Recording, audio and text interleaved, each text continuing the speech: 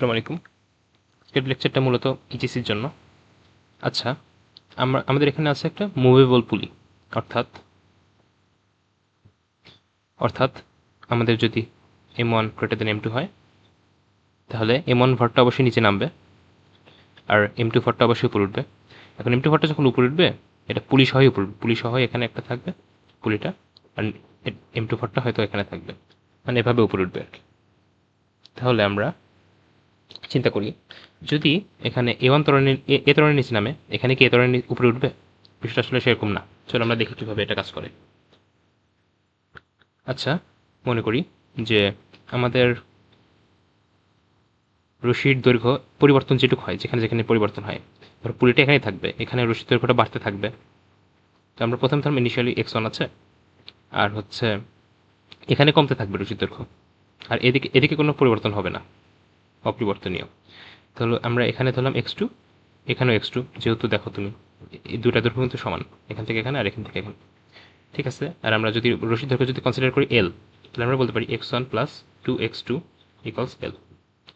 তাহলে আমি এখানে যদি একবার ডিফারেন্সিয়েট করি, তাহলে আমি পাচ্ছি v1 plus 2v2 equals 0। And আমি যদি আরেকবার ডিফারেন্সিয়েট করি, তাহলে আমি পাচ্ছি a1 প্লাস 2e2 ইকুয়াল 0। এখন a1 কোনটা, a2 কোনটা? a1 হচ্ছে আমার নিচের দিকে যেটা, এটা। আর আমি এখান থেকে বলতে পাচ্ছি যে a1 ইকুয়ালস মাইনাস 2a2, অর্থাৎ a2 যেটা, সেটার ডিরেকশন a1 থেকে ডিফারেন্ট, তার মানে অবশ্যই উপরের দিকে, এটা আমি জেনে গেলাম থেকে। আবার হচ্ছে ম্যাগনিটিউড যেটা হবে, সেটা হবে হচ্ছে 2a2, বা a2 এর ম্যাগনিটিউড হচ্ছে তোমার a1 ডিভাইডেড বাই 2। মানে আমার যদি এটা হয় a, এই ত্বরণটা যদি হয় a, তাহলে আমার ওটা তাহলে আমার এই পাশে হবে a ডিভাইডেড বাই 2। ঠিক আছে, তাহলে আমরা ম্যাথটা করে ফেলি যে আমাদের ত্বরণ কত, আমাদের এমন বস্তুটার নামার ত্বরণ কত। ঠিক আছে, আমরা যদি ম্যাথটা করি তাহলে আমরা দেখতে পাবো, একটু সরাই রাখি।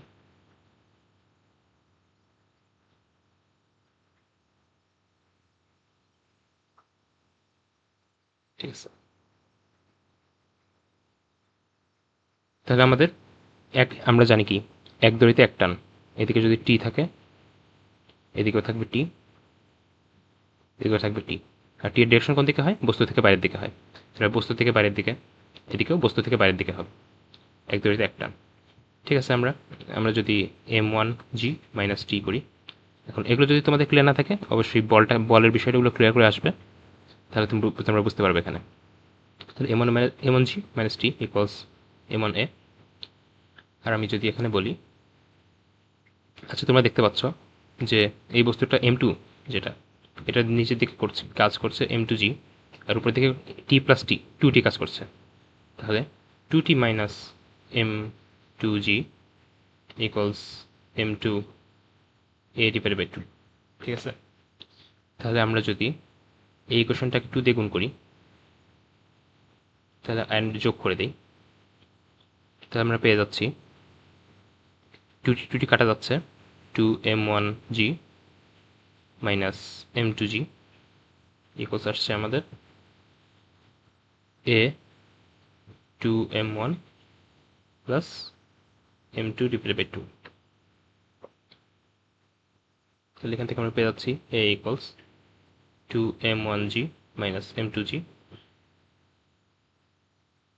Divided by 2m1 plus m2 divided by 2।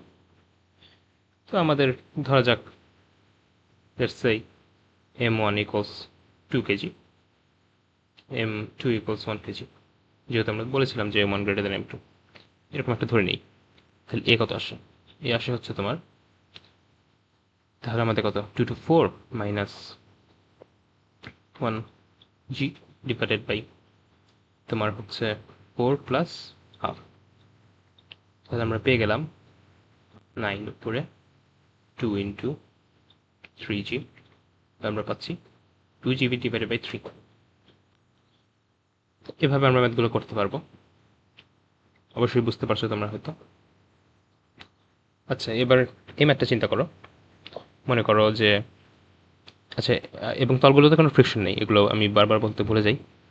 ঠিক আছে, মনে করো যে M1 ভরটা এখানে লাগানো আছে, M2 ভরটা এখানে আছে। এখন এই সুতাটা কীভাবে কাজ করছে সেটা দেখতেই পাচ্ছ। এক প্রান্তটা স্থির রাখছে, আরেক প্রান্তটার কারণে এই পুরো এই পুলি সহ এই বস্তুটা মুভেবল, এটা সরে আসছে।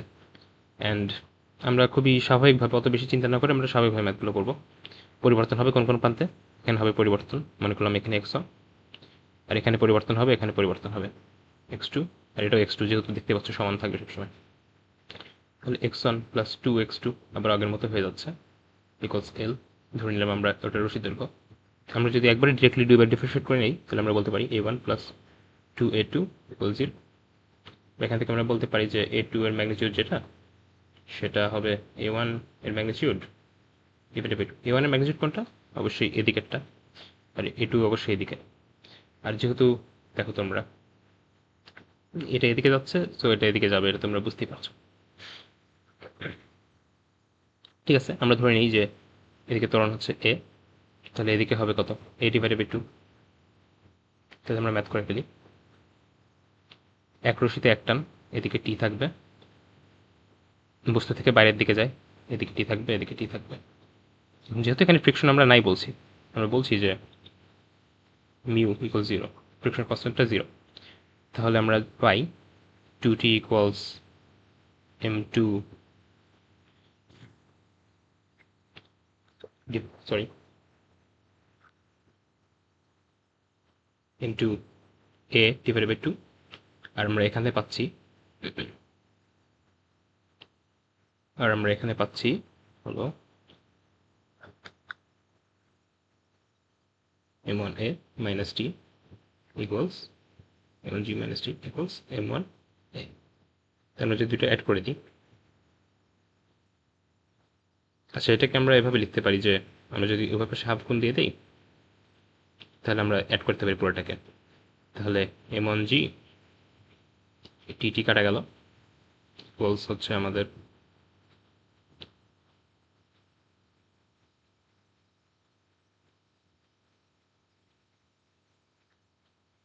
তাহলে আমাদের এ পেয়ে যাচ্ছি আমরা m1g divided by m1 plus m2 by 4। খুব ইজি, এটা নিয়ে মনে হয় না ডিফিকাল্ট কিছু। আচ্ছা, আমরা হিসাবে সুবিধার্থে ধরে নিই, মনে করো যে m1 যেটা আমরা ধরে নিয়েছিলাম ইকুয়ালস হলো তোমার 2m, আর m2 হলো তোমার হচ্ছে 3m, এরকম অনেক সময় দেওয়া থাকবে। তো তখন m1 m2 সিম্পলিফাই হয়ে যাবে। তাহলে m1 এর মান আমরা যদি বসাই দিই 2mg ডিভাইডেড বাই, আর এখানে 2mg plus 3m divided by 4। তাহলে কত আসছে? এম গুলো কাটাকাটি চলে যাবে, সেজন্য আর কি দেখাচ্ছে এটা। তাহলে তোমরা পাবে এখান থেকে 8g ডিভাইডেড বাই 11। তাহলে এটাই তোমাদের a এর মান। আর তোমাকে যদি বলে যে m2 এর ত্বরণ কত, m2 এর ত্বরণ কত, তুমি যখন সেটা a/2 এর মান বলে দিবে, সেটা হবে কত? 4g/11। সো এগুলো আসলে খুব ইজি, তোমরা এগুলো নিয়ে একটু চিন্তা করলে বুঝতে পারবে।